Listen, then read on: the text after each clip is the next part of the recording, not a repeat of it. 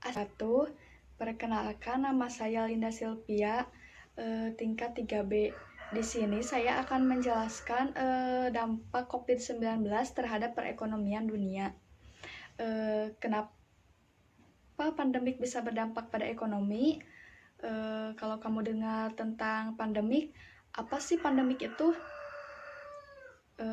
Pandemik itu adalah situasi adanya penyebaran penyakit di wilayah yang luas. Terus katanya pas penyebaran penyakit di seluruh dunia, katanya berpengaruh pada perekonomian di dunia.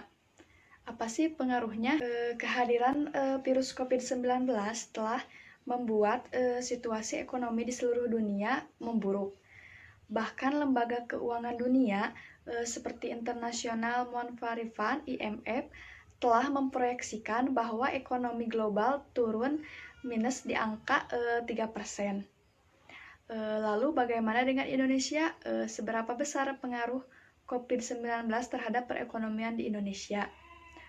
Di sini saya akan menjelaskan sedikit beberapa dari pengaruh COVID-19 terhadap perekonomian di Indonesia.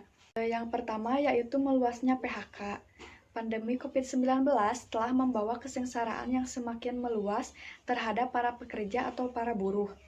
Kementerian Keuangan mencatat setidaknya ada lebih dari 1,5 juta jiwa para pekerja atau para buruh dirumahkan dan ada juga yang terkena PHK. Yang kedua yaitu kontraksi PMI Manufacturing.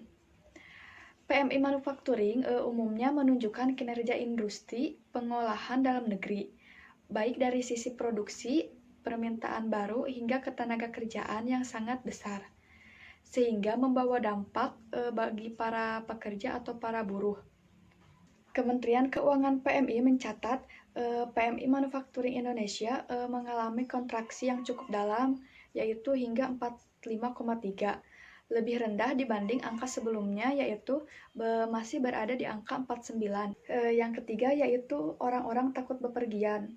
Nah, kalau kamu ada di situasi pandemik, apakah kamu masih bisa bepergian ke tempat keramaian? Masyarakat yang sadar akan kesehatan, tentu mereka lebih memilih hanya berdiam diri di rumah daripada bepergian keluar rumah.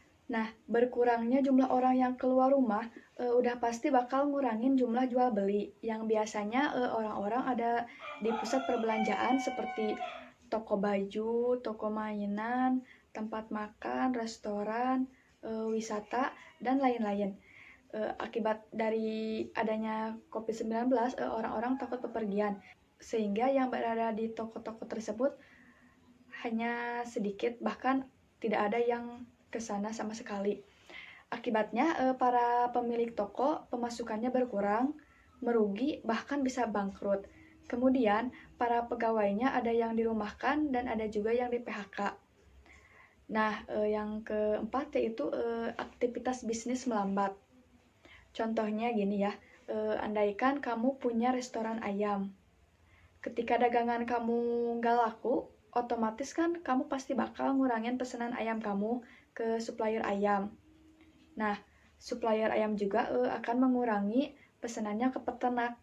Nah, ini kan artinya yang pemasukannya berkurang atau merugi bukan hanya kamu doang kan ya, bisa merambat kemana-mana, seperti kayak ke supplier ayam, ke peternak ayam, dan ke transportasi ayam, dan lain-lain.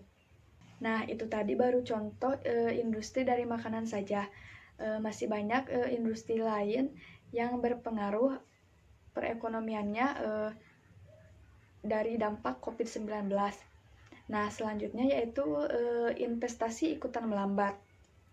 Contohnya, kalau kamu mau minjam uang ke teman kamu yang punya usaha, pasti kan berharap dia untung dong. Tapi kondisi aktivitas bisnis melambat, jumlah penjualan jadi berkurang, dan resiko merugi pun jadi lebih besar. Akibatnya jadi banyak investor yang takut ikutan rugi kalau mereka minjemin uangnya ke pengusaha. Jadi investasi juga ikutan melambat. Cukup sekian yang saya jelaskan.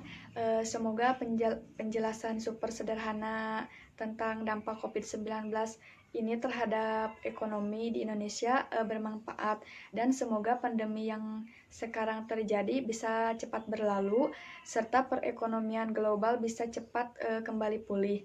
Wassalamualaikum warahmatullahi wabarakatuh.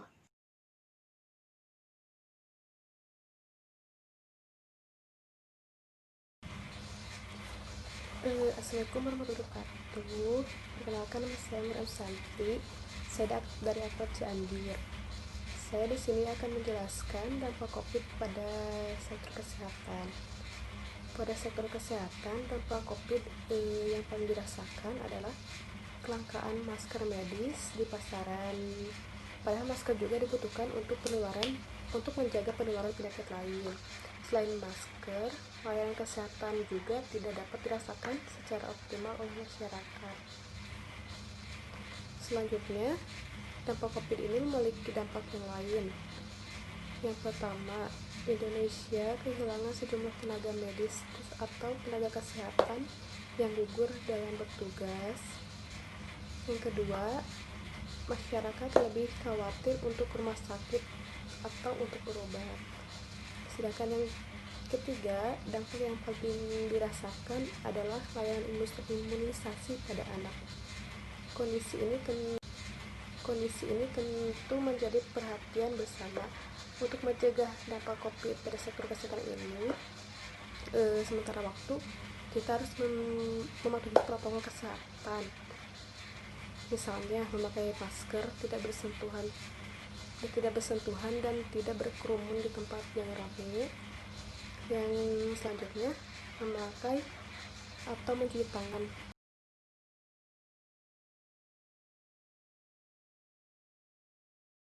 COVID-19 ini semakin banyak memakan korban dan menyebar luas di berbagai daerah. Salah satunya penyebaran COVID-19 ini, yaitu salah satunya adalah banyaknya orang yang berkumpul, sehingga banyak sekali tempat yang diharuskan ditutup oleh pemerintah. Salah satunya adalah tempat wisata. Di berbagai daerah, tempat wisata harus ditutup karenanya adanya COVID-19 ini. Hal tersebut banyak sekali membuat kerugian bagi pihak wisata maupun orang-orang yang berlibur. Namun ada juga tempat dibuka tetapi harus mengikuti protokol kesehatan. Dan pengunjung yang datang dibatasi, itu semua untuk mencegah penyebaran COVID-19 ini.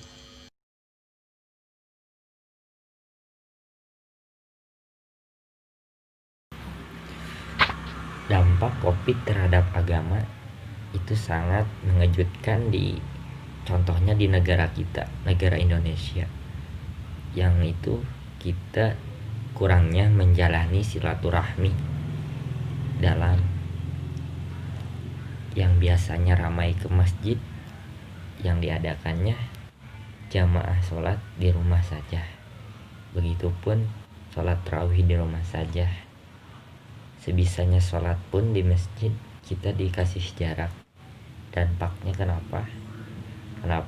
Dampaknya yaitu kurangnya umat Islam yang berdatangan ke masjid karena adanya dampak COVID ini. Contohnya kita sholat dikasih jarak dalam 1 meter per orangnya.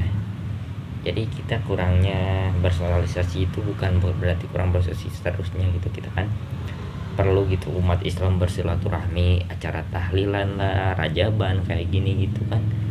Jadi kita kurangnya lah dimeminimalisirkan dulu, diberhentikan dalam adanya COVID ini. Tidak seterusnya diberhentikan, tetapi di saat ada COVID ini. Setelah COVID ini mungkin tidak akan berdampak ke agama Islam lagi, bisa memulai semuanya kegiatan-kegiatan agama Islam supaya tidak berdampak ke depannya lagi.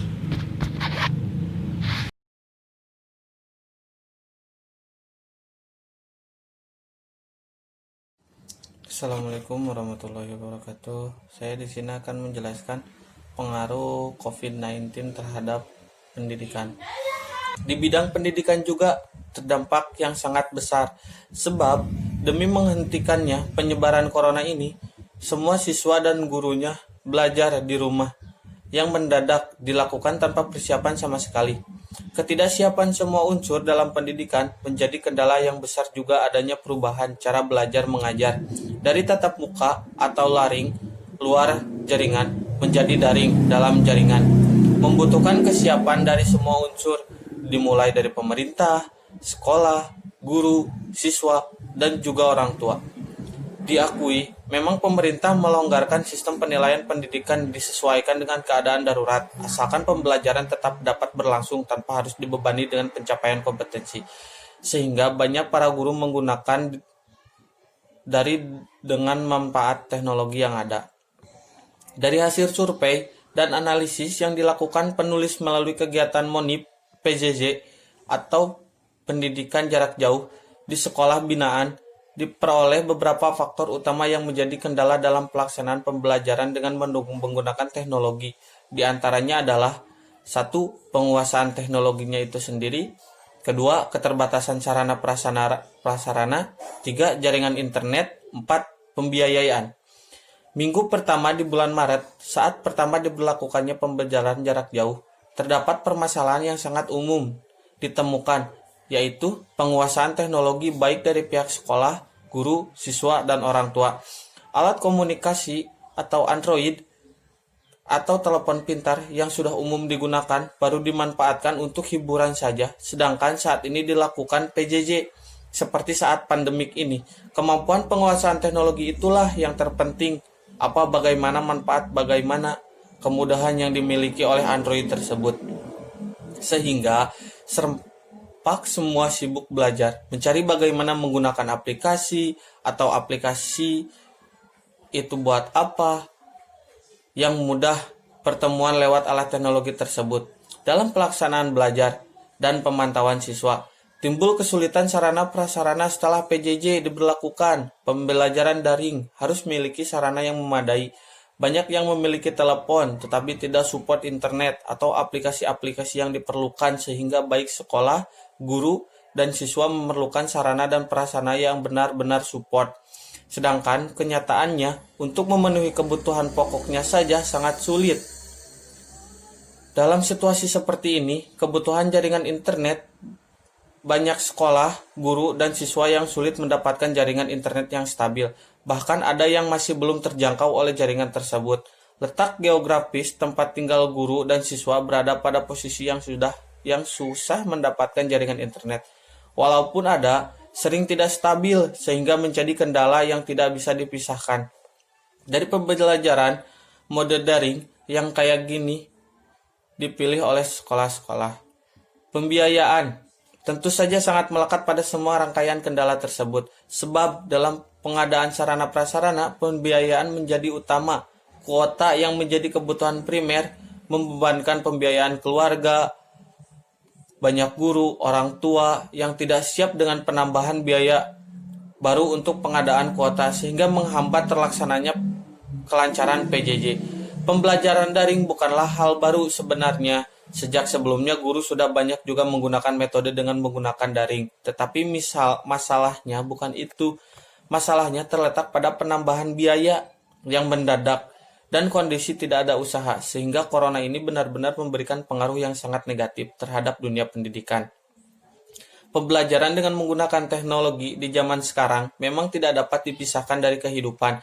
Kemajuan teknologi memang memiliki pengaruh negatif dan pengaruh positif.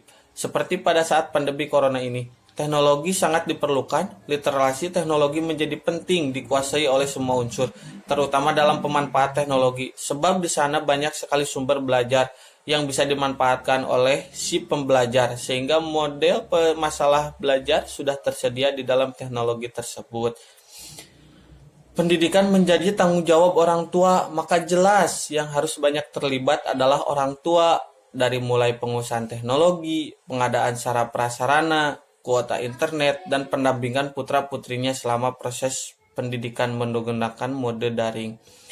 Penyadaran guru dalam pembelajaran mode daring ini bahwa kehadiran guru bukan mentransfer ilmu pengetahuan yang mereka miliki, tetapi para guru menjadi fasilitator dalam pembelajaran.